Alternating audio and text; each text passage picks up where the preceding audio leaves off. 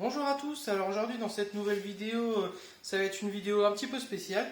Donc ça va être des questions-réponses que j'ai fait avec une personne qui a créé sa marque de nourriture pour crevettes, etc. etc. Donc ça fait déjà 2 petits mois je pense que je teste sa nourriture. Elle est vraiment très bonne qualité. Il a un site où on pourra retrouver les liens à partir de Facebook. Donc c'est Shrimp Sanctuary. Donc je vous passerai les liens en description. Il fait des articles sur la maintenance des crevettes, la qualité d'eau, l'importance des paramètres, d'une bonne nourriture, etc., etc. Donc tout est en anglais, mais généralement vous pouvez trouver la traduction à partir de votre téléphone de tout ce qui est liens et articles qu'il a fait sur les crevettes. Donc il m'a gentiment envoyé un colis. Donc ça, ce sont des Kallax Balls, donc souvent appelés Lubao. Donc ça fait des petits filets avec, je ne sais pas exactement ce qu'il y a à l'intérieur, parce que c'est secret de fabrication, mais ça permet de créer un biofilm pour vos crevettes. Donc le biofilm, c'est la sorte de moisissure que vous trouvez sur les racines par exemple au début d'un démarrage d'un aquarium. Donc les crevettes en raffle, elles adorent se nourrir de tout ça, et ça permet de créer un bon élément dans votre aquarium. Donc j'ai pas encore testé ça, mais beaucoup en disent du bien. J'attends d'avoir plus de crevettes afin de l'utiliser. Donc comme vous le savez, j'ai encore beaucoup de bacs vides en crevettes auxquels je voudrais en acheter bientôt. Et également, je teste sa nourriture, donc la HWA, qu'on retrouve que sur Shrimp Plant. Donc il y a une vidéo sur ma chaîne YouTube que j'ai fait. Donc pourquoi que Shrimp Plant? C'est parce qu'il travaille avec différentes entreprises dans le monde et en Europe.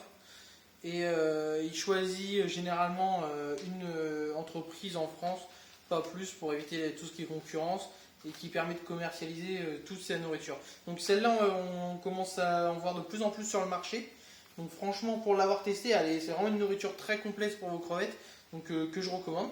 Donc le sujet de la vidéo, ça ne sera pas aujourd'hui de vous montrer quand je les nourris avec le HWA, ça sera lors d'une autre vidéo. Donc moi, je me suis permis de lui poser une petite quinzaine de questions, donc sur sa maintenance, etc. Et je voulais vous expliquer un peu comment lui il combine, parce qu'en fait il vient de Singapour. Il m'a expliqué un peu leur méthode de maintenance, etc. Qu'ils ont là-bas. Donc je vais commencer, je ne vais pas tergiverser plus longtemps, je vais commencer avec les questions. Donc moi, la première question que je vais poser, depuis combien de temps avez-vous commencé les crevettes? Donc il m'a répondu qu'il a commencé l'aquariophilie à l'âge de 17 ans. Il en a 37 maintenant, donc ça fait 20 ans qu'il est dans l'aquariophilie. Donc il m'a dit tout ce qui est paramètres d'eau, etc. Il a eu le temps d'apprendre, de gérer ses paramètres, etc. Donc ça fait un peu plus de 5 ans qu'il est passé dans l'élevage de crevettes. Donc je vous mettrai les liens sur YouTube là en description pour que vous puissiez aller voir les crevettes qu'il maintient. Donc il a des boas, etc. Donc de très belles souches. Donc ça fait, comme il disait, plus de 5 ans qu'il fait passer à l'élevage de crevettes, car il trouve ça plus facile au niveau de la gestion.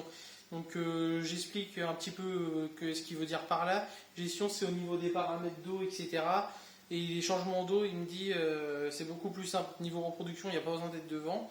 Les crevettes, elles se gèrent toutes seules. Il y a juste à les nourrir et faire un petit changement d'eau de temps en temps pour que tout tourne nickel.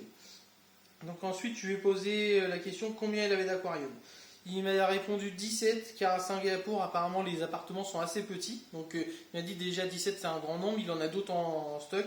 Mais le souci là-bas, c'est plus le climat. Il fait très chaud et c'est assez humide. Donc ça leur coûte assez cher, car il m'a dit qu'ils étaient obligés d'investir dans des climatiseurs, donc afin de garder une bonne température dans la pièce. Donc niveau facture d'électricité, etc., c'est assez compliqué. Donc il est à 17 bacs actuellement pour ses crevettes. Ensuite, pour lui, qu'est-ce qu'il conseille au niveau, je lui ai demandé quelle est la taille moyenne des aquariums qu'il conseille. Donc la taille de ces aquariums, pour lui, ça va de 40 à 100 litres.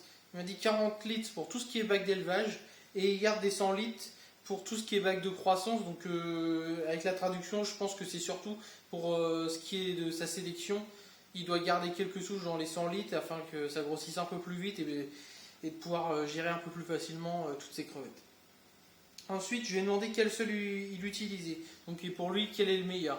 Donc, il m'a dit qu'il avait testé pas mal de sols, mais pour lui, le Hada reste le meilleur. Et pourquoi? Il m'a dit que par rapport à ses paramètres d'eau, etc., il n'avait jamais trouvé mieux par rapport à ce qu'il a testé que le Hada. Et également, car apparemment à Singapour, le Hada est vraiment pas très cher par rapport aux autres sols. Donc, voilà pourquoi il utilise le Hada. Ensuite, je lui ai demandé quelle filtration utiliser, enfin qu'est-ce qu'il utilise comme filtration. Donc il me dit donc que tout ce qui est filtre éponge, donc tout ça c'est exhausteur, etc. etc. Mais actuellement, il a réussi à investir dans des filtres de technologie japonaise, comme il me disait. Donc ça s'appelle un filtre Toto.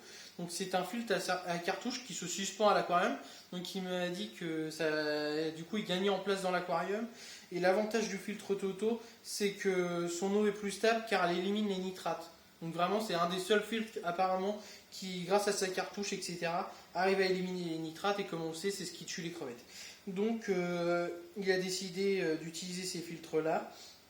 Ensuite, je lui ai demandé tout ce qui est lumière. Qu'est-ce qu'il lui conseillait, etc.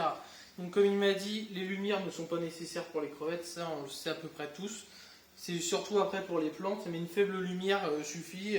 Donc lui, il utilise des lampes LED Chihiros, donc afin d'avoir une gestion plus facile de ses lampes LED, etc., etc. Ensuite, je lui ai demandé s'il utilisait des bactéries ou autres dans les aquariums. Donc il utilise le Lubao, donc qu'on retrouve le Calax Ball comme il le nomme, mais généralement il l'utilise pas, il laisse faire le cyclage naturellement, donc il attend 3 à 4 semaines toujours, même en pressant les filtres de mousse, afin d'être sûr d'avoir un bon équilibre et un bon cycle dans l'aquarium. Ensuite, pour tout ce qui est changement d'eau, je lui ai posé la question, donc quel pourcentage, etc. et combien au niveau de la fréquence il changeait d'eau. Donc il m'a dit, grâce à ses filtres Toto, qu'il changeait 5% sur les 40 et les 100 litres en fonction du nombre de crevettes. Donc là où il va avoir des gros nombres de crevettes, il m'a dit qu'il faisait un changement d'eau toutes les semaines. Et tout ce qui est moins rempli en bac, je m'explique un petit peu pour que vous compreniez plus. Là où il va y avoir plus d'une centaine de crevettes, ça va générer de la pollution, même si on sait que ça ne pollue pas trop les crevettes, mais ça va toujours générer de la pollution due aux déchets, la nourriture, etc. Il fera un changement d'eau toutes les semaines, alors que sur les bacs un peu moins remplis, genre une cinquantaine de crevettes, il fera changement d'eau tous les 2 semaines. Donc il m'a dit que 5% grâce à ses filtres Toto, car il a vraiment un taux de nitrate de 0 dans ses bacs. Après, je lui ai demandé combien d'aquariums il utilisait lui généralement pour pouvoir faire sa sélection de crevettes. Donc il m'a dit qu'il utilisait, qu'il attendait déjà d'avoir un certain nombre de crevettes dans son aquarium. Donc je m'explique, par exemple il part d'un nombre de 10-15 au lancement, elles se reproduisent, il arrive à une cinquantaine, soixantaine. Il va sélectionner les plus beaux individus et il va garder 2 bacs. Un bac pour la sélection, un bac pour l'élevage et le bac un bac de croissance et le bac où il élève ses crevettes. Donc il a 3 bacs en fait pour pouvoir gérer juste une seule une seule espèce de crevette afin de mieux gérer sa sélection. Donc oui, donc il m'avait donné un exemple, par exemple sur un nombre de 150 crevettes, généralement il va sélectionner que 5 à 10 individus qui correspondent à la sélection qu'il veut faire. Il va les décaler dans son bac de sélection et attendre encore également que les petites vont grandir et refaire les sélections au fur et à mesure jusqu'à temps qu'il obtienne ce qu'il souhaite avoir. Ensuite, je lui ai demandé de quelle souche il était la plus fière. Donc, de ce qu'il a réussi à sélectionner et à reproduire. Donc, c'est les Fancy Tiger Black pour lui et ces boas. Donc, ces boas qui viennent de Skyfish.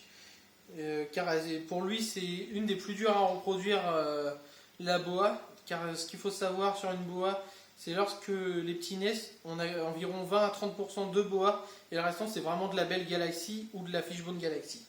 Donc là-dessus, la boa c'est une des plus compliquées à avoir. Et vous irez voir sur le lien que je vais vous donner, il a vraiment de super belles crevettes, franchement, il n'a pas menti là-dessus. Ensuite, je lui ai demandé depuis combien de temps il avait créé sa marque et pourquoi. Donc il m'a dit que ça faisait un petit peu plus de 4 ans qu'il avait créé son entreprise.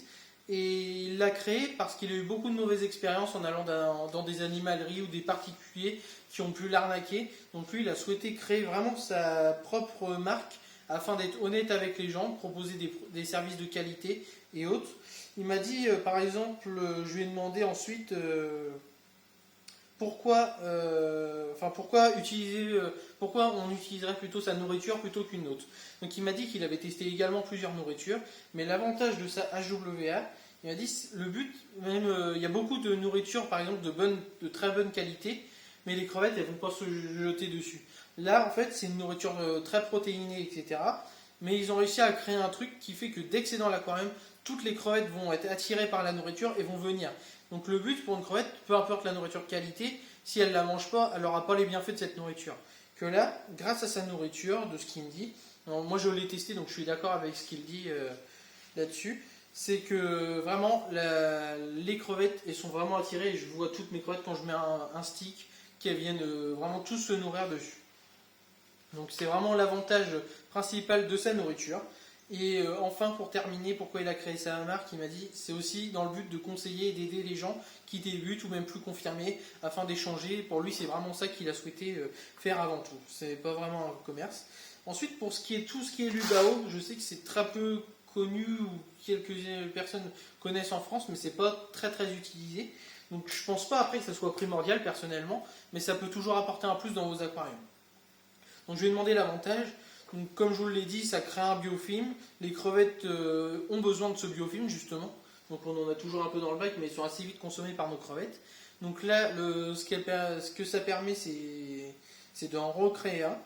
Donc il peut également favoriser les mues, etc., etc. Et se nourrir. En fait, ils ont toujours une nourriture en abondance. Par exemple, ça peut générer la reproduction, car la crevette femelle, par exemple, avant une reproduction, va savoir qu'elle aura de la nourriture, car on sait tous qu'une crevette grainée a besoin de savoir qu'il y a de la nourriture afin de bien développer ses œufs, de les ventiler, etc. pendant la semaine, enfin pendant les mois plutôt, le mois plutôt. Donc voilà pourquoi le Lubao est pratique également, de ce qu'il me disait. Donc ça, je ne peux pas vous en dire plus sur le Lubao, je n'ai pas encore testé. Vraiment, j'attends d'avoir un peu plus de crevettes afin de le tester. Attention, parce qu'il y a des méthodes pour savoir comment l'utiliser. Il faut le laisser 2-3 jours trempé dans de l'osmose pure. Enfin, tout ça, c'est expliqué sur le site, etc., etc. Ensuite, je lui ai demandé s'il avait des conseils à nous donner, par exemple. Donc, il m'a dit qu'il ne faut pas avoir peur d'essayer. Donc, par exemple, des reproductions, de tenter une espèce un peu plus compliquée, d'ajouter un additif ou autre. Il dit qu'il ne faut pas avoir peur de l'échec, parce que personnellement, de ce qu'il me disait, il a eu des échecs, donc il a eu des bacs où il a tout perdu, etc., etc. Et il me dit qu'il ne faut pas se fier que aux gros éleveurs. Car je m'explique encore une fois, les gros éleveurs, ils vous diront pas tout. S'ils ne réussissent pas, ils ne diront pas, ils vous montrent toujours ce qu'ils réussissent. Donc il y a eu, comme il m'a dit, tous les gros éleveurs ont chuté, ils ont perdu des crevettes, etc. etc. Et c'est comme ça qu'on apprend et qu'on apprend de ses erreurs, en fait, comme il dit. Donc il ne faut vraiment pas avoir peur d'essayer et tenter des choses lorsqu'on a envie de l'essayer. Il me dit également qu'il faut essayer de garder la simplicité, éviter de trop toucher à tout ce qu'il y a dans l'aquarium, mettre trop les mains dedans, etc. etc. Donc ça, je suis d'accord. Personnellement, j'essaye au maximum d'éviter de mettre les mains à l'intérieur. La seule fois où je les dérange, c'est pour faire mon changement d'eau en fait, ou quand je nettoie, mais c'est très rare ma filtration. Mais sinon, j'évite tout le temps de mettre les mains dans l'eau et je les laisse tranquilles, je les nourris juste, je surveille juste. Enfin, c'est juste de l'observation en fait que j'utilise, que je fais personnellement. Donc ensuite, que pensez-vous je lui ai demandé que pensez-vous de l'élevage des crevettes en France. Donc il m'a dit qu'il ne connaissait pas trop l'élevage en France, mais qu'il pense que c'est un peu partout pareil qu'en Europe. On a du bon et du moins bon. Donc là-dessus, il m'a dit qu'il ne connaissait pas non plus que ça, mais qu'il pensait que c'était à peu près la même chose. Donc moi, personnellement, je vais donner mon avis. Donc je ne dis pas que je suis un professionnel non plus. Mais je pense qu'on est un petit peu en retard en France par rapport à tout ce qui est élevage, sélection, etc. par rapport aux autres pays européens comme l'Allemagne ou autres. On sait que les Allemands sont assez forts dans ce domaine-là. Toujours pareil, il a dit n'ayez pas peur, même si cela, il sait que ça coûte beaucoup d'argent, les crevettes, etc. etc. Mais il a dit qu'il ne faut pas hésiter à avoir peur. Et comme d'habitude, on peut avoir plusieurs échecs. Donc c'est le conseil vraiment qu'il a à nous donner, à nous Français, de ne pas avoir peur de tester et de poser un maximum de questions et de prendre un maximum d'informations auprès de personnes un peu plus compétentes. Donc moi c'est la même chose, hein. Même si je vous essaye de vous donner des conseils, mais c'est mes conseils, je demande toujours également d'autres conseils parce que je ne connais pas encore tout sur ce qui est des crevettes. Donc l'avantage c'est de pouvoir échanger dans cette belle passion qu'est la crevette, de pouvoir échanger avec tout le monde. Donc voilà, c'était tout pour toutes ces questions-réponses. Donc pour tous ceux qui ne sachent pas plutôt, qui c'est, je vous mettrai les liens en description. Donc vraiment c'est un très bon éleveur à Singapour. Donc un éleveur particulier, hein, je tiens à préciser, c'est pas un éleveur professionnel, mais professionnel dans tout ce qui vend en nourriture, etc. etc. Donc si vous avez des questions, n'hésitez pas à lui envoyer. Il les enverra toujours, enfin il vous répondra toujours. Il est super gentil, tout ce qui est utilisation du Lubao, etc. Il pourra vous donner des conseils également. Donc moi je vais lui redemander le jour où je vais retester ça. Donc je vous invite vraiment à aller découvrir son truc et je le remercie grandement pour la nourriture envoyée et toutes ces questions, enfin toutes ces réponses auxquelles il m'a répondu, car je voulais vraiment apprendre de ce qui est d'un autre élevage que l'Europe, comment il se débrouille, par exemple tout ce qui est pays asiatiques, etc. Donc voilà, c'était tout pour cette vidéo. Je vous invite à vous abonner, à partager et à liker la vidéo. Et je vous dis à une prochaine pour une prochaine vidéo. Allez, salut!